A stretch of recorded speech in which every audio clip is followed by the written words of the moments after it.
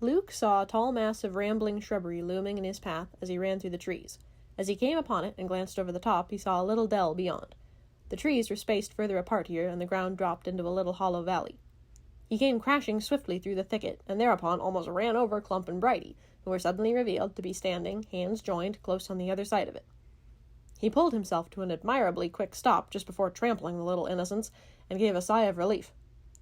"Boy, am I glad to see you two," he muttered, placing a protective hand on each of their heads.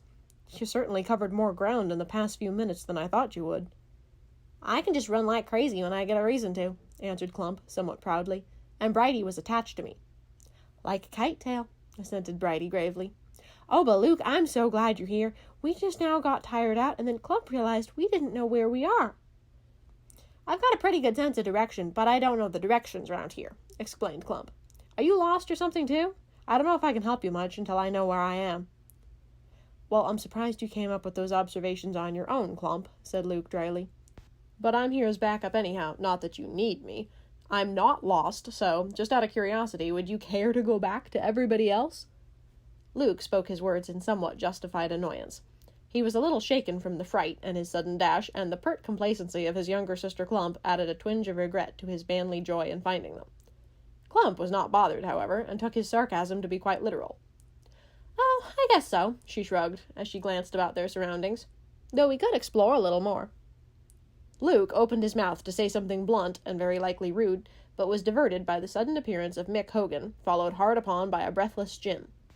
They came swiftly down into the I cannot speak English. I beg your pardon, I'm trying this again. They came swiftly down into the little dell, Mick with a flying leap, and Jim at his heels with a graceful lurch as he slipped upon the wet moss. Luke waited as Jim reached out his hand and caught Mick's collar, bringing him to a squirming stop even as they joined the trio. "Caught him!" Jim panted triumphantly, ignoring the wriggling and unpleasant noises of his little brother. "Let me go, I won't run any more," cried Mick, prying himself free. "I just got excited. What do you take me for, a girl who's seen a mouse?" "You were scared," supplemented Luke, "just like the rest of us, and you might as well own up to it. And now we're all going to go back to Sir Bouncelot whether Clump feels like it or not." "Hold it, Luke," said Jim. "We can't both go back. Tom is somewhere close around here. I saw him running through those trees just before I caught up with Mick. You'd better take these three back to Sir Bouncelot, and I'll go after Tom." "Let me come with you," cried Mick. "Luke can't handle all three of us. Somebody's bound to get lost or eaten or something." Luke glanced at Jim, weighing Mick's words. Jim met his gaze and frowned. More weight was afforded Mick's words than an onlooker might deem wise, but it was born of much past experience.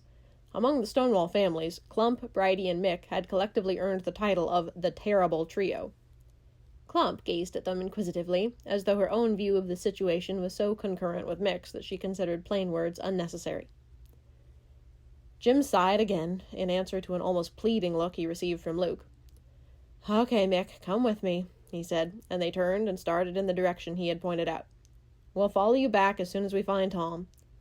"Good luck!" cried Clump. "Come on, Bridie, let's play tag on our way back." The two little girls went scampering back up through the bushes, and Luke hastened to follow them, calling out half-hearted cautions as he went.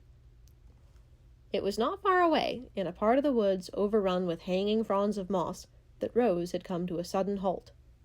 She stopped in stupid astonishment, for her wits had suddenly returned, and she came to realize how dreadfully foolish she had been.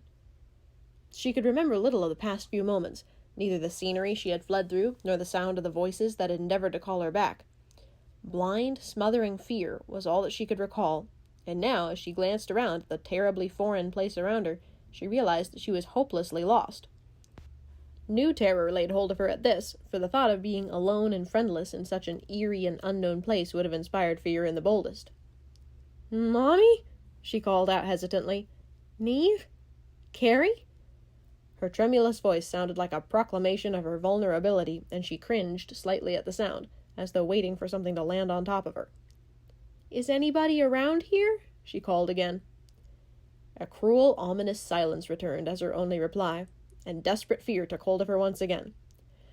"Oh, guardian angel, please help me," she whispered, rubbing her sweating hands on her skirt. "I won't ever forget you, remember?" Though Rose had lost many good qualities with the passing years, she had stubbornly kept her great devotion to her guardian angel. He was still her protector and confidant, and she looked to him quite often in good times or bad. She turned to him now as her one stable thing to cling to when her world was turned upside down, and she forced herself to count on him with as much confidence as she could muster.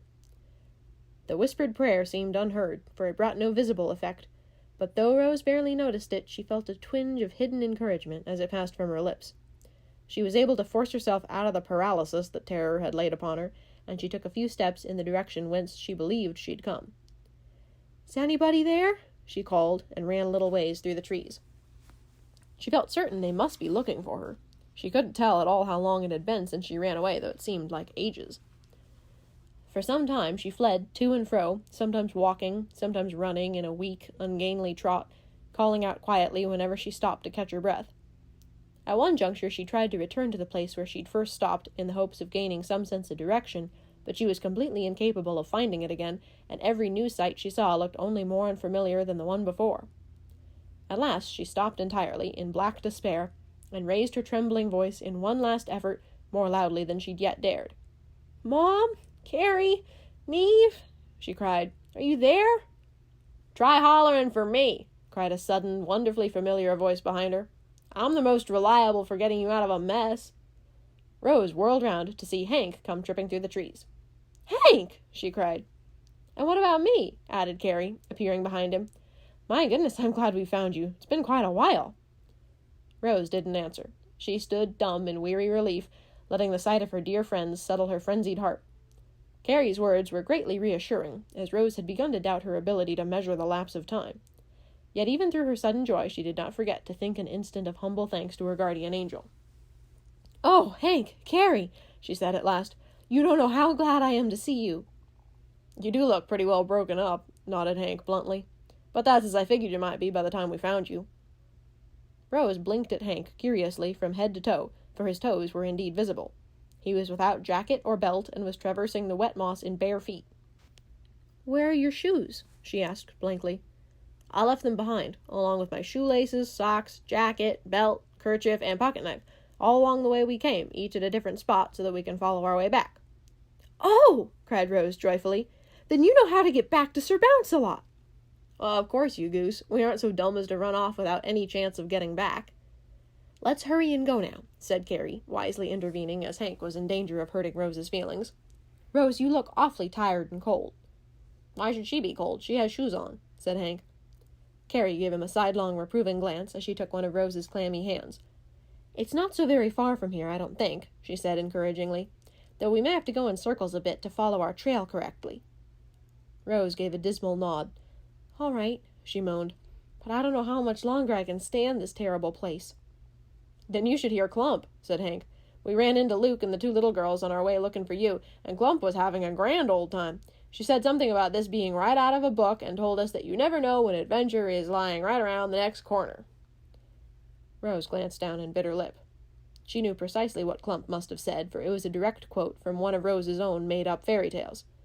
She was half glad that Luke and the girls hadn't been the ones to find her, for she knew that Clump looked up to her in many ways, and her company at present would have proved shamefully revealing. "I'm glad you found me," she said aloud, and her lips began to tremble. "I don't think I would have lasted much longer all alone." Hank gave a sigh, almost in disgust. "Sure, that's swell we did," he nodded impatiently. "So let's go." "And it's only right that it's the three of us together," broke in Carrie. "After all, we're the 3 Stonewall Generals, remember?" Carrie could be quite astute at times. She could see Rose was on the verge of breaking down and affording them all a miserable time on the walk back, and therefore she brought up the only aspect of their lives that involved courage. She scarcely remembered the old club herself, but she knew that Rose did. "Oh, yes," nodded Rose, pleasantly surprised by Carrie's words, and yet almost ashamed to find the Stonewall reputation suddenly set before her as a standard. "Well, we'd better go, then." So it was that the 3 Stonewall Generals started off to retrace Hank's route homeward. Their path led in a slow, winding manner as Hank stopped at each of his self-made landmarks to retrieve his possessions. The monotony of their wanderings began slowly to impress upon each of them the subconscious feeling that every trace of their regular lives was fading into the lonely stillness of the past. For some time they walked in silence. Hank took the lead, being the man of the trio, and he wore a look of determined and heroic bravery as he endeavored to retrace his path. Carrie came second, trying to look at everything at once and aid Hank in his memory of their recent course. Rose came last, her fingers nervously interlacing and her cold nose sniffing warily. She kept her eyes mostly on the ground, trusting their direction to Hank and Carrie, and trying her best to avoid the horrid mushrooms and crawling fronds that grew up out of the moss. With this opportunity to study their surroundings more closely, she noticed that, though there were several colonies of ants marching around and a few disgusting beetles oozing down the tree trunks, the forest seemed deserted by other living things. She saw not one bird or squirrel or rabbit, although at one place where the trees were especially thick she ran into a spider web and had to be extricated, screaming, by the patient Hank. Now Rose fell to studying the moss underfoot. It was thick and soft, and it almost felt good under her trembling feet. She could scarcely see her own shoes when she walked in the deeper hollows, and the tops of her white socks were spattered with mud. The top of the moss seemed woven with designs. Some of it looked like delicate green lace, and there were several shamrocks to be seen if one looked closely enough. It occurred to her that Carrie would be interested in such patterns, for she was far more artistic than Rose. "Carrie, look at the clover on top of the moss," she called. "Isn't it interesting?" No one responded, and Rose looked up in alarm. At once she stopped dead and gazed on in stupid astonishment. Hank and Carrie were nowhere in sight. She was alone. She stood at a place where the trees were thinner, and she could clearly see for a good distance in all directions, which only verified the awful truth that... Okay, trying that again. She stood at a place where the trees were thinner, and she could see clearly for a good distance in all directions, which only verified the awful truth that she was indeed alone again. This time, after a few shocked seconds, panic took her in dead earnest. With a shriek, she threw herself forward and dashed mindlessly off through the trees. She was running much more swiftly now than she even had at her first flight, for new terror lent her new speed. She did not try to call out or look for them. Something in the depths of her heart assured her that more now was at work than the ordinary losing of one's way. Something, or perhaps someone, had wanted her to get lost, and so she fled. The scenery flew by her like a blurred tide, as for the first time since the days of cops and robbers, she made use of her utmost speed. Had she realized how fast and sure her chance footfalls fell upon the foreign terrain, it would have afforded her a touch of pride, but now nothing seemed of any consequence save the sense that fate was pounding at her heels. Then, with a suddenness that seemed to make the very earth stand still, she came dashing into a wide-open clearing. It lay within her line of flight, and she came into its midst almost without noticing. There she was halted, quite sharply. She stood very still. Despite her mad dash, she was not very out of breath. A strange stillness surrounded her. She looked round at the clearing, for it was an undeniably peculiar element in the land. It lay within the thick forest, but was itself completely bare, without tree or stump to mar its even surface. In the very center of the clearing there was a raised mound of grass, the top of which was dark and dead as though it had been burned. It struck Rose suddenly, unreasonably, that this mound looked like some sort of pedestal, though if it was, the ornament that belonged on it was missing.